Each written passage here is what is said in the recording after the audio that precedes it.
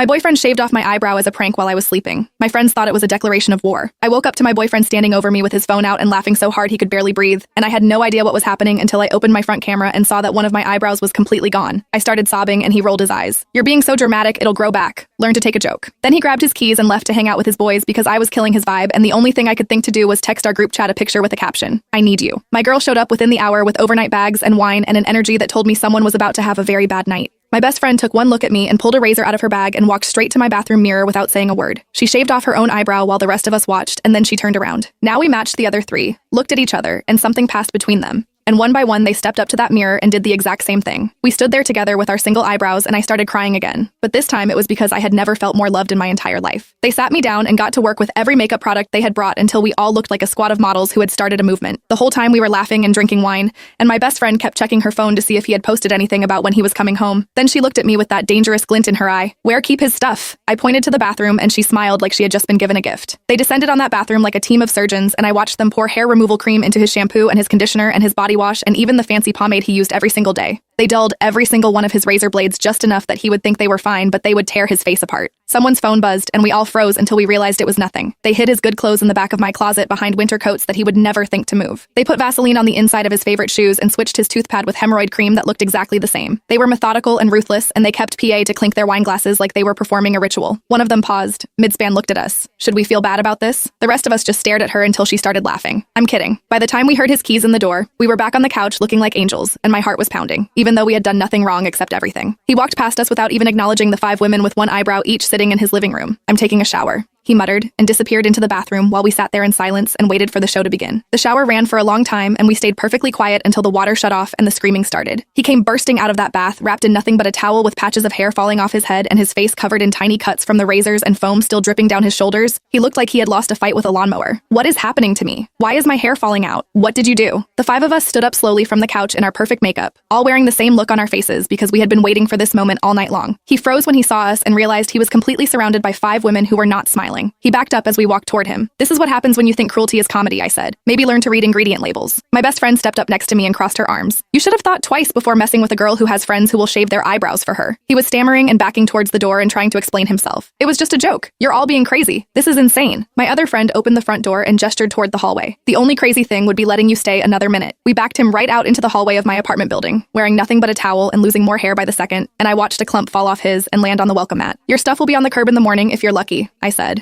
And then I closed the door, and the lock clicked, and his muffled screaming started immediately from the other side. We stood there for a moment, just listening to him bang on the door and begged to be let back in, and then my best friend walked to the kitchen and came back with a bottle of champagne.